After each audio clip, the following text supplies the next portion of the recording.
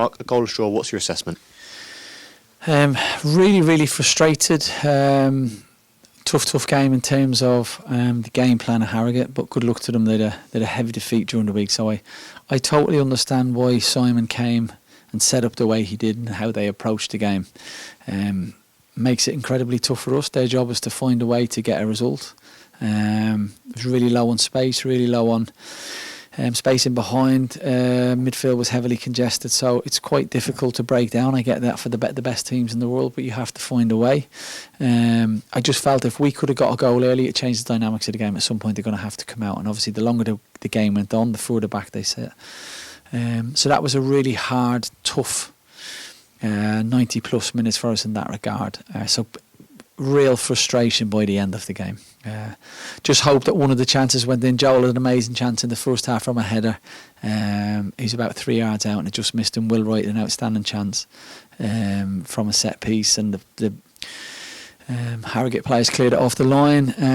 I thought Joel Cottrell's volley was in, and ironically, to sum up our look at the minute, it absolutely clattered into Glatz, who was about 4 yards out. So in that regard, we've not had a rub of the green, and you just need one of them to go in to change the dynamics of the game, because at some point they've got to come out and try and affect the game, which they didn't do. But I've no gripes with Simon or his team for their setup. I didn't enjoy it, but you have to find a way to get points by hook or by crook, and they did that today.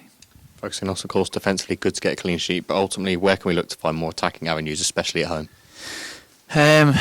Today's really difficult because of the style and the opposition. I get that. I just felt we turned down good. We were too safe in our passing. We weren't brave enough in our balls. I thought, particularly in the second half, there was multiple times we needed to play down the side and we need to be more direct. Particularly on the left, we're getting George Cox to come down. There was good spaces in behind. There was multiple times in midfield where we picked up the ball. We see our winger out wide. We see our outside centre halves being aggressive. We turn it down. We come out the other day. So I thought we made life difficult for ourselves in how we moved the ball. It was the hardest pass in the world, a 10-yard pass. Nobody wants to play it because it doesn't excite anybody. And I thought we were really guilty as that, particularly in central areas today. If I was a winger or a wing back today, or somebody who was in wide areas outside centre halves, I would have been really frustrated today. Obviously, one of the positives we're seeing was our return today, so how good is it to see him back out there? Brilliant, big player for us. We've missed him for sure, and I thought what was really evident, and it almost, football is fine lines, and you can be the difference between being a genius and looking foolish. I mean, the one thing we know he can do is deliver balls. He's excellent left foot, and by bringing him on the right, he doesn't have to beat anybody. He's just checked back, and in the 92nd minute, he's checked back. He's put an incredible ball in, and if George hits the target, we win the game, and he didn't. So it was nice to get him on the pitch for him, and it was nice that in that short period we managed to execute an opportunity and open, and another day you walk away and win, but that wasn't to be. But great to have him back. He's one of many we've badly missed.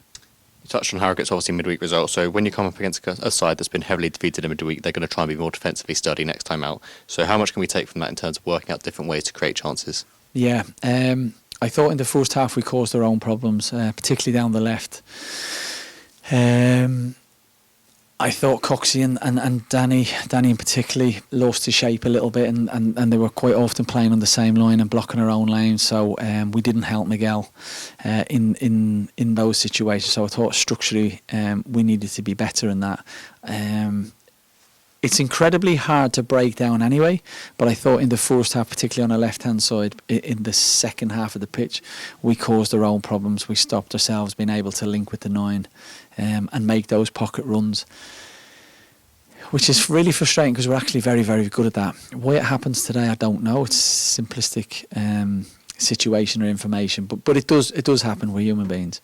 And then I felt in the second half we had good opportunities to turn them and be ugly and be more League Two, and we turned that down. And sometimes the crowd can tell you what they want to see, and I thought we went backwards too many times. Sometimes you need to listen to the crowd, and they're actually telling you vociferously what they want. So probably problem solving today a little bit. It's obviously bitterly frustrating to only get a point from today, so how important will these next few games be? all as important as each other. When I look at the games this year, 50% of our games have been draws. If we can turn a couple of them into wins, you're looking in a completely different. The picture, the scenery, and the dynamics look completely different. So. We set out to win every game, but we need to, like, 50% of your games as draws is disappointing, and it's fine margins. I thought on the whole, in terms of chances created today, we should win the game, but we need to turn them into wins. We really, really do.